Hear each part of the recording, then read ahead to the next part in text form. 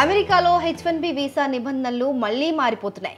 Senator gym banks ఓ కొత్త బిల్లును తీసుకొచ్చారు ఇప్పుడు. ఆ మధ్య H1B వీసా లాటరీ సిస్టమ్ తీసేస్తామని ప్రకటించారు కదా. జీతం ప్రతిపాదికన వీసాలు ఇస్తామని ప్రకటించారు.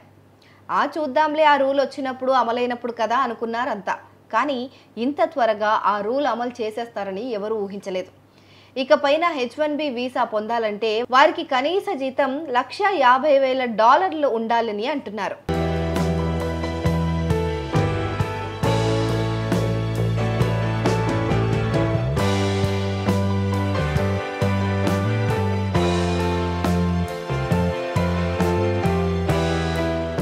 అంతేకాకుండా మన విద్యార్థులకు చాలా ఉపయోగపడే OPT ప్రోగ్రామ్ని కూడా తీసేస్తున్నారట. లాటరీ పద్ధతి బదులు ఎక్కువ జీతం తీసుకునే వాళ్ళకే వీసా ఇచ్చే పద్ధతి తీసుకురావాలని చూస్తున్నారు.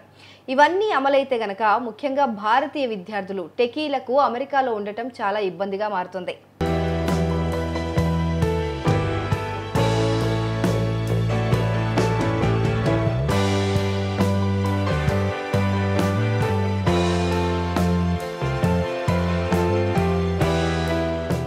అమెరికాలో కొన్ని పెద్ద కంపెనీలు తక్కువ జీతాలకు ఇండియా లాంటి విదేశీ దేశాల నుంచి ఉద్యోగులను తీసుకొచ్చి అమెరికన్స్ ఉద్యోగాలు పోగొడుతున్నారని చెప్పి సెనేటర్ బ్యాంక్స్ తెలిపారు.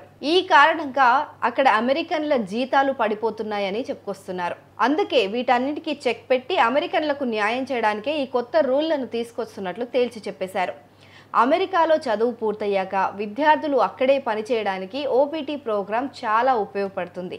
చాలా మంది భారతీయులు దీన్నే నమ్ముకొని వెళ్తూ ఉంటారు. కానీ ఇప్పుడు దీన్ని పూర్తిగా రద్దు చేయాలని చూస్తున్నారు.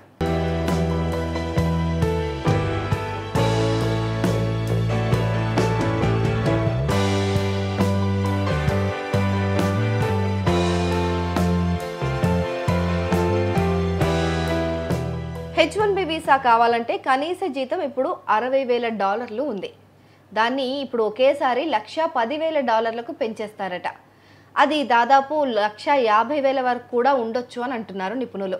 థర్డ్ పార్టీ కంపెనీల ద్వారా కంప్లైంట్ సైట్స్లో పనిచేసే వారికి వీసా గడువు కేవలం 1 సంవత్సరానికి పరిమితం చేయడం వివాదంగా కనిపిస్తోంది. ఇది మన దేశం నుంచి వెళ్లే IT కాంట్రాక్టర్లకు ఒక పెద్ద దెబ్బ అని చెప్పొచ్చు.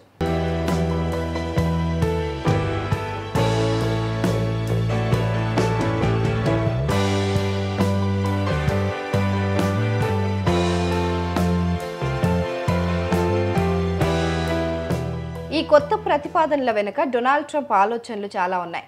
ఆయన గతంలో కూడా ఇలాంటి ప్రయత్నం ఒకసారి చేశారు. కానీ అప్పుడు అమలు చేయలేకపోయారు. ఆ ప్లాన్నే ఇప్పుడు మళ్ళీ తీసుకొస్తున్నారు. వాణిజ్య కార్యదర్శి హోవర్డ్ లట్నిక్ కూడా H1B వీసా వ్యవస్థ ఒక పెద్ద స్కామ్ అని, అమెరికన్లకు ఉద్యోగాలు ఇవ్వడం కంపెనీల బాధ్యత అని అంటున్నారు.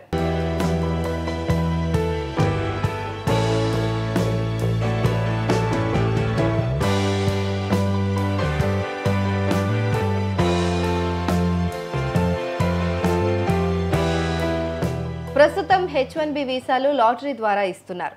అంటే అర్హత ఉన్న ప్రతి ఒక్కరికి సమాన అవకాశం ఉండేది. కానీ కొత్త ప్లాన్ ప్రకారం లాటరీ పద్ధతి ఉండదు.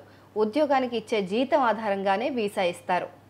4 రకాల వేతన స్థాయిలు ఉంటాయి అందులో 4వ స్థాయి అంటే 4th లెవెల్ అత్యధికంగా జీతం సంపాదించేవారు ఉంటారు. వాళ్ళకే మొదట ప్రాధాన్యత ఇస్తారు.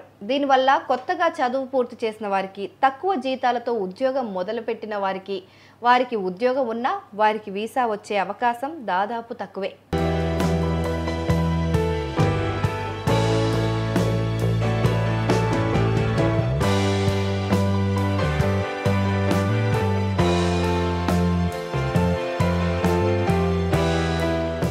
ఇక ఈ OPT రద్దు వల్ల ఈ వార్త మన విద్యార్థుల్లో కొంచెం భయం పుట్టిస్తోంది. ఒక సర్వే ప్రకారం OPT గనక లేకపోతే 78% మంది అమెరికాలో చదువుకోవడం మానేస్తామని చెప్తున్నారు.